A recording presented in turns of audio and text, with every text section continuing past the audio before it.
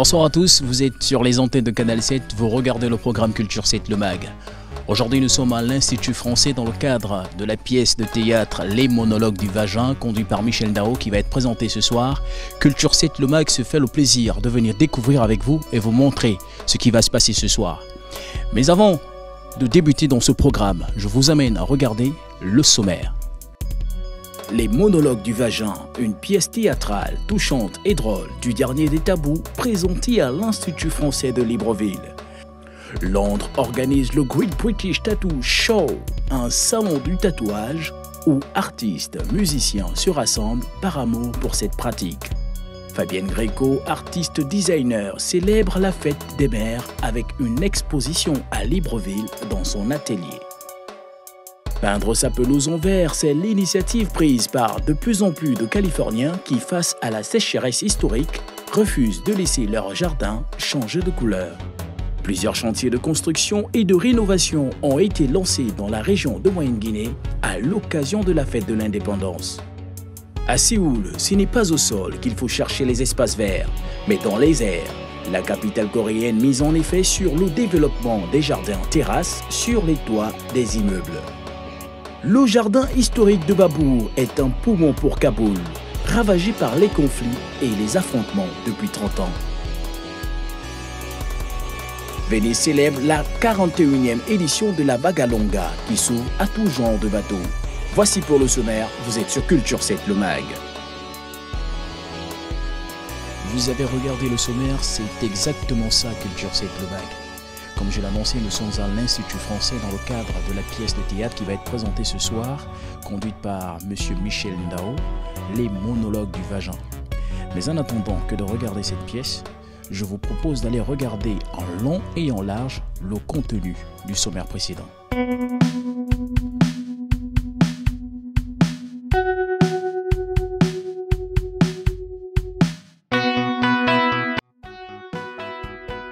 Voici une pièce théâtrale qui a donné rendez-vous à un public séduit par l'humour du texte et un certain message transmis sans tabou et beaucoup de générosité sur le sexe de la femme. Se regarder le vagin, mais c'est un travail énorme. Ça demande au moins une journée de boulot, ça. Faut s'allonger sur le dos, devant une glace verticale, en pied de préférence. Faut trouver la position idéale, la lumière idéale qui est masquée par la glace, ou alors c'est votre corps qui fait de l'ombre. On se soulève la tête, faut se tortiller, nanani nanana, on se fout le dos en l'air. Non, c'est épuisant. Commençons justement par le mot vagin. Par les monologues du vagin, on se rendra compte que l'écriture de Eve Ensler rend à travers la scène un hommage à la gente féminine qui souvent est restée longtemps muette et victime de certains faits et qui, sous d'autres cieux, mériterait d'être au centre d'une attention véritable. Explorer, faire sa connaissance, apprendre à l'écouter pour lui donner du plaisir, pour qu'il reste en bonne santé et qu'il garde sa force et sa sagesse. Vous apprenez à le satisfaire vous-même. Ensuite, vous expliquez à votre amant comment le satisfaire. Sous la conduite du très célèbre Michel Ndao qui a longtemps fait ses preuves dans le théâtre, 3 jeunes actrices excellentes dans le jeu de scène ont transporté le public dans un univers théâtral avec beaucoup de malice, d'impertinence, de tendresse et de subtilité à l'Institut français du Gabon.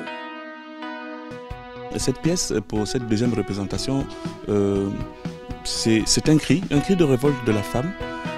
C'est une autre manière d'écouter aussi un cri silencieux, parce qu'il y a des cris de révolte et il y a aussi des cris silencieux de la gente féminine. Voilà donc, et c'est pourquoi le choix des comédiennes, il y a 3 comédiennes sur le plateau pour jouer ce monologue appelé les monologues du vagin. Une salle qui a vite fait de se remplir, la pièce qui garde une renommée internationale a été pour les actrices gabonaises une adaptation qu'elles ont pu réaliser sans aucune gêne, mais plutôt avec beaucoup d'aisance. Déjà, le vagin, c'est une partie comme toutes les autres parties de notre corps. Alors, de la même manière qu'on parle, je ne sais pas, de nos seins, qu'on parle de nos jambes, il est tout à fait normal de parler aussi du vagin. Adapté par Michel Ndao, qui a fait l'unanimité d'un public qui en est sorti avec un sentiment de satisfaction pour une pièce à la fois drôle et très parlante. Vous ne croyez pas quand ils vous disent qu'il a une odeur de rose. C'est pas vrai. Alors qu'il est censé sentir que la chatte simplement. C'était très réussi, les comédiennes jouaient très bien, on s'est beaucoup amusé. On apprend beaucoup de choses sur ce que pensent les femmes à travers ce qu'elles vivent au quotidien, ce qui est pratiqué dans certaines régions du monde. Et c'était vraiment très émouvant, on va dire. Pour certains voyageurs, l'adaptation gabonaise de cette pièce semble plus attrayante et vivante. Alors franchement, j'ai beaucoup aimé. J'avais vu à Paris avec la version française. Et là, je trouve que les trois comédiennes africaines sont extraordinaires. Et puis la jolie mise en scène aussi, très originale. Et puis ce qui est amusant ici dans un spectacle de ce genre, c'est qu'il y a un vrai dialogue avec la salle qu'on n'avait pas à Paris, où la salle est silencieuse, elle rit. Mais alors ici, les gens répondent, interpellent les comédiens. Je trouve que ça donne une dimension interactive qui est assez amusante, assez intéressante en plus. Ça veut dire que ça les concerne, ils sont tout à fait touchés. Rigoureux et toujours à la quête de la perfection, Michel Ndao veille sur le moindre détail en offrant le meilleur de son savoir-faire. Pour préparer cette pièce, nous avons pris environ 5 mois. 5 mois parce que déjà, ce sont des textes très longs. Ce sont des textes très longs qu'il faut apprendre. Il faut rentrer dans le personnage, jouer le personnage. Et aussi avoir de la prestance sur scène, travailler tout ça, c'est dur. C'est dur et donc je pense que ça demande beaucoup de temps. On ne peut pas se lever un matin et dire je vais faire du théâtre, non. Il faut beaucoup de travail, beaucoup. Fournir plein d'efforts et surtout s'amuser. Une femme m'a raconté que sa mère lui disait tout le temps « Ne mets pas de culotte sur ton pyjama, ma chérie. Il faut aérer le nounou. » On dit aussi le petit pois, La foufoune, le mistigris, Le zizi, le pupiou, la languette, le kiki, la poupounette, le zérobi, la clapounette, la bibiche, le mimi, la boîte à malice, le tutu, la bécassine, le pipi, le frifri. le bichon. On peut voir parfois qu'il est assez dur avec nous lorsque sûrement on n'arrive pas à mettre en œuvre ce qu'il nous demande. Et parfois, il arrive qu'on n'arrive pas à maîtriser nos textes et tout le reste. Donc Michel est là à chaque fois pour nous tirer les oreilles, les cheveux s'il le faut, pour que justement le travail soit parfait. Et vous savez, le théâtre, c'est, je peux dire, le seul jeu où on n'a pas le droit de tricher. Parce que le public va le sentir tout de suite.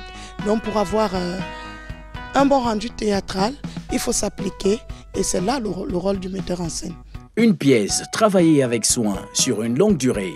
Michel reste fier et satisfait de la prestation de ses comédiennes qui ont su rendre avec beaucoup de tact les injustices faites à la femme et les préoccupations de cette dernière.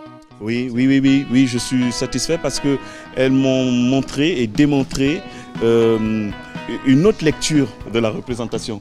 Parce que chaque, comme je le disais, est unique. Et là, j'ai vu un autre aspect et ça nous a permis de voir des choses qui marchent, des choses qui ne marchent pas, et des silences, des rires. Voilà, je suis vraiment satisfait de cette représentation. C'est un autre aspect.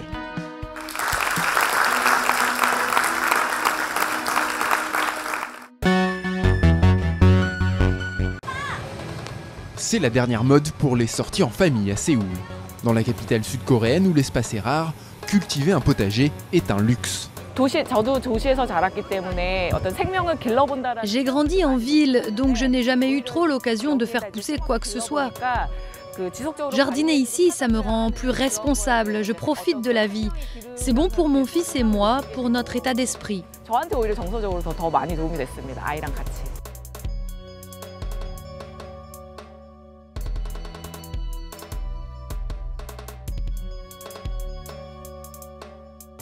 Eugene et son fils profitent d'un programme que la ville a lancé en 2002. En 13 ans, Séoul a investi 48 millions d'euros de subventions pour convaincre les propriétaires d'immeubles de se mettre au vert. Aujourd'hui, plus de 650 bâtiments sont concernés. On a lancé ce projet à cause du manque d'espaces verts en ville et parce que les 3/4 des espaces verts existants sont en périphérie.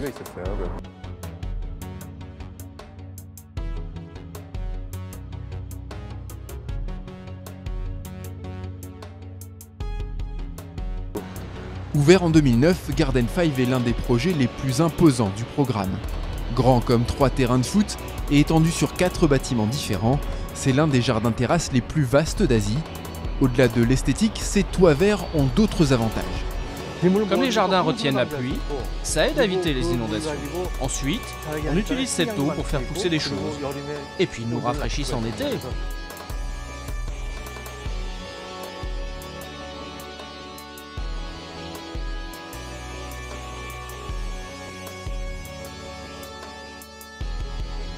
Cette reconquête végétale ne devrait pas s'arrêter là à Séoul.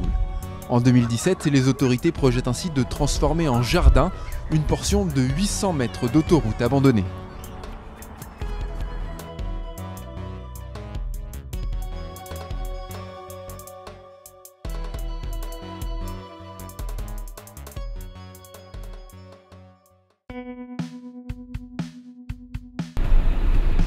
Au pays des pelouses bien vertes, le manque d'eau commence à faire des dégâts. Paula habite dans cette banlieue de San Diego depuis 25 ans et sécheresse ou pas question de laisser son jardin virer au jaune. Mais les restrictions sur l'arrosage imposées en Californie ne lui laissent qu'une seule solution, faire peindre sa pelouse d'un vert digne d'un green de golf anglais. La première fois que j'ai entendu parler de cette peinture pour pelouse, ça m'a fait rire. Mais quand le gouverneur a dit qu'il fallait arrêter d'arroser, je me suis dit, bon, c'est la seule manière d'avoir une pelouse verte.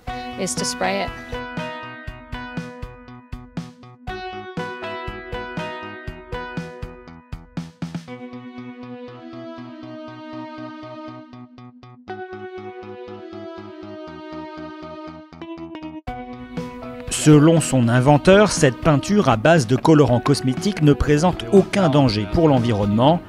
L'application prend à peine 30 minutes et quelques heures plus tard, le produit est sec. La formule, secrète, contient un agent qui garantit la couleur pendant 3 mois.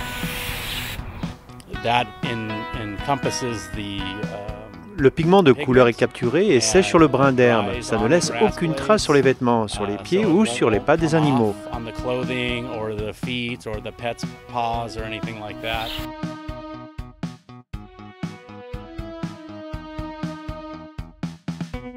Des arguments qui semblent convaincre de plus en plus de Californiens. Depuis 1 an, Jim a vu ses ventes doubler.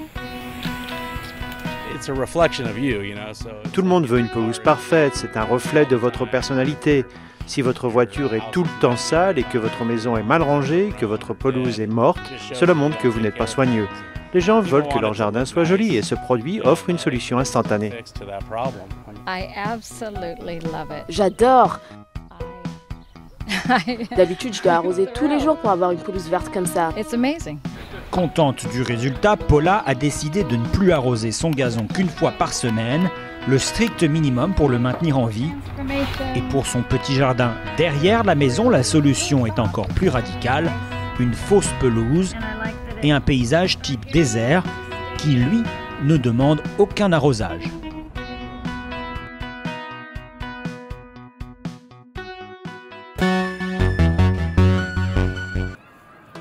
Un rendez-vous amoureux en plein cœur de Kaboul. 35 ans de conflits ont ravagé la capitale afghane. Mais les jardins de Babour y offrent un havre de paix et de verdure, sans checkpoint ni kalachnikov.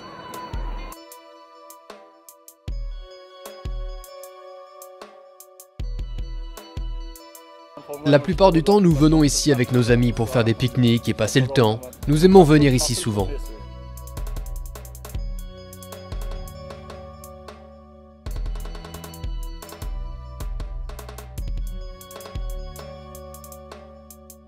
Les Afghans ont beaucoup souffert au cours des dernières décennies de guerre. Ça fait du bien de venir ici et de faire une pause dans les études. C'est aussi ressourçant de voir la verdure du parc. Construit au XVIe siècle par l'empereur moghol Babour, Les jardins ont été restaurés par la fondation Aga Khan après la chute du régime taliban en 2001.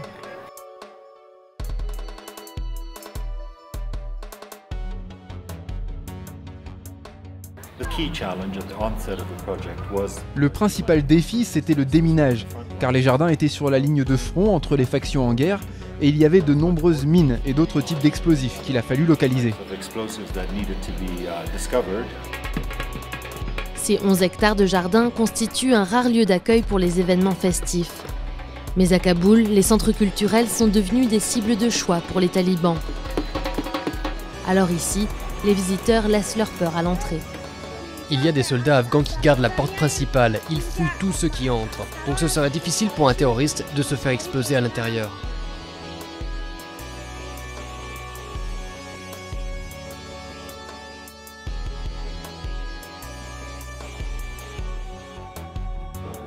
Mi-mai cette année, une attaque contre une résidence où devait se tenir un concert a fait 14 morts. Alors que les talibans ont lancé leur traditionnelle offensive de printemps, la petite bulle des jardins de Babur est plus fragile que jamais.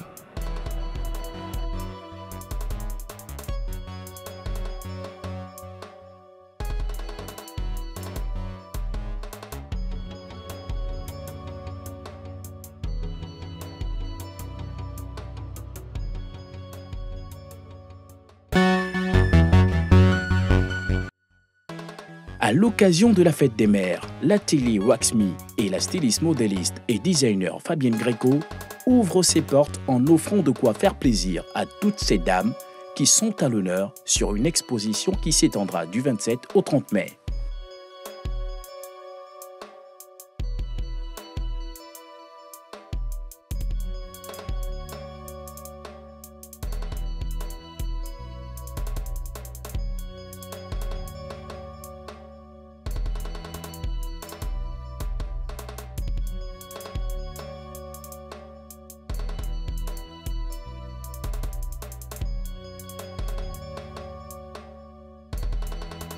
Sur une large gamme d'accessoires dignes de la gente féminine, les produits qu'offre l'artiste trouvent une clientèle qui apprécie l'originalité et la qualité du travail bien fait.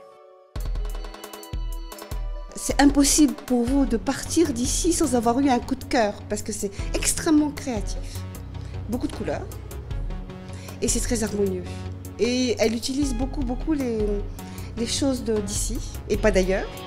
Donc c'est très authentique comme création. Des bijoux aux vêtements, en passant par les meubles et la peinture, Fabienne Greco a pensé à tout presque pour une fête des mères à célébrer en apothéose. Il faut honorer cette journée. Et pour moi, elle commence quelques jours avant. Donc le dernier jour, le dernier dimanche de chaque mois de mai, c'est l'anniversaire, c'est la fête des mères. Et Wax Me et mes peintures aussi, puisque là je présente mes peintures et les accessoires de mode en wax. Je fais une exposition pour présenter tout ça et pour ouvrir les portes de l'atelier et de l'expo au public gabonais, mais surtout, je m'adresse surtout aux dames puisque c'est leur fête bientôt.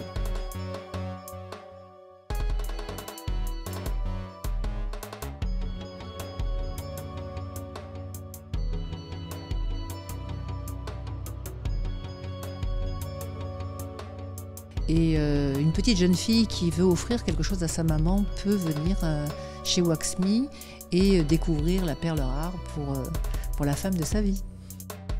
Fabienne, qui est, elle aussi, une mère, célèbre à sa manière cet événement avec ce qu'elle sait faire de mieux, c'est-à-dire son travail.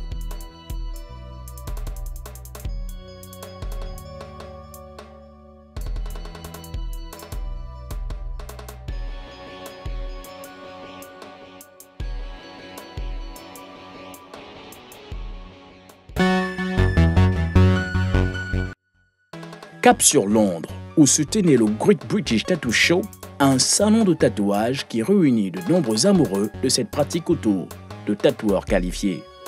C'est sur une multitude de stands que de nombreux clients en quête d'un tatouage sont passés sous les aiguilles des professionnels qui se sont lâchés.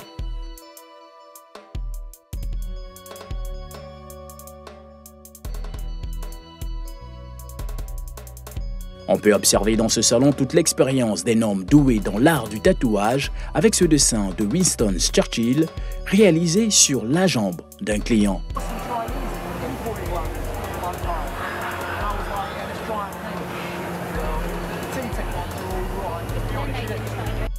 Londres et le Great British Tattoo Show aura tenu toutes ses promesses en donnant satisfaction aux amateurs de cet art, même sur scène avec une danseuse du ventre qui n'a pas hésité à s'exhiber.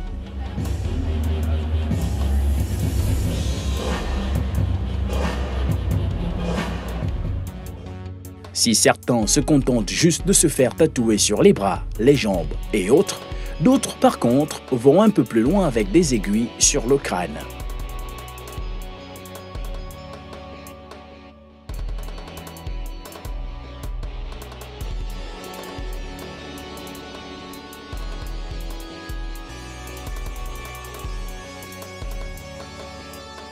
Le Great British Tattoo Show aura été, pour cette année 2015, l'occasion de s'offrir le tatouage de son choix.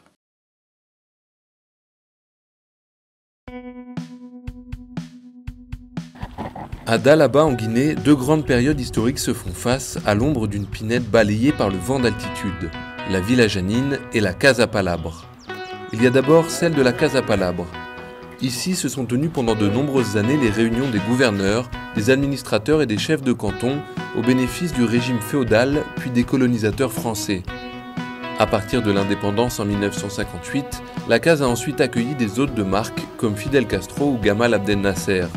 Professeur d'histoire à la retraite, El Hadji Ibrahima Ba a suivi une à une les étapes de la restauration. On a cherché à refaire tel que c'était. Malheureusement, il y a quelques imperfections qui n'ont pu atteindre l'objectif. Notamment le toit.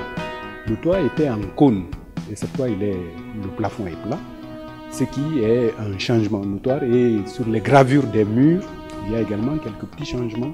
On n'a pas pu refaire les figures telles qu'elles étaient au départ, mais cela vaut mieux que rien. Et c'est encore une très bonne chose parce que l'essentiel de l'édifice est revenu tel que c'était sous, disons, sa construction même. À moins de 50 mètres de la Casa Palabre, la Villa Janine s'est réservée la plus belle vue. Le bâtiment a été construit en 1936 par le gouverneur français de l'époque. Pendant la présence française, Dalaba était le point d'attraction de tous les Européens des colonies d'Afrique occidentale. Plutôt que de rentrer en France, ils venaient à Dalaba, perché à plus de 1200 mètres d'altitude, pour profiter de sa fraîcheur. Contrairement à la Casa Palabre, la restauration ne s'est pas embarrassée du passé. Les persiennes ont été remplacées par des vitres et des climatiseurs et des douches ont fait leur apparition. Non loin de là, dans ce lycée de Dalaba, la colonisation est au programme, mais les élèves ne connaissent pas le site. Malheureusement, je n'ai pas eu la chance à la visiter, parce que le plus souvent, on trouve la case fermée. Une situation que regrette leur professeur d'histoire. Je suis un peu désolé par rapport à ça en tant que professeur d'histoire.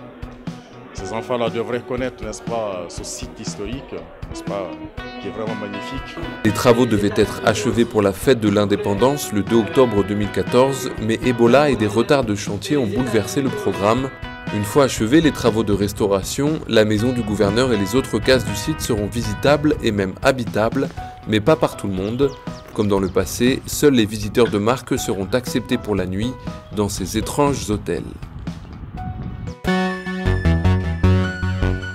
Direction Venise pour la 41e édition de la Vagalonga qui avait lieu dimanche dernier sur la lagune avec un marathon de 32 km à la rame.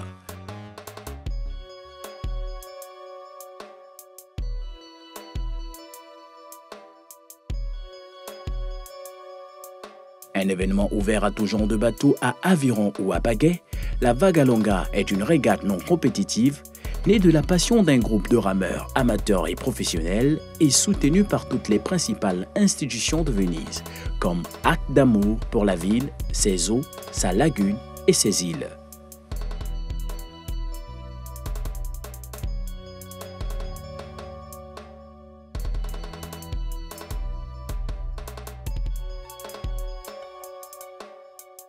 Véritable moment de fête, plusieurs Vénitiens n'hésitent pas à s'inscrire à la course et se divertir, car l'événement est tout d'abord un beau défi humain et sportif. Il se déroule sans esprit de compétition. avec pour seul objectif d'effectuer tout le parcours dans un temps raisonnable. La 41e édition pour cette année de la Vagalonga a suscité l'adhésion de plusieurs participants. Merci d'avoir regardé Culture 7 le Mag, à la semaine prochaine.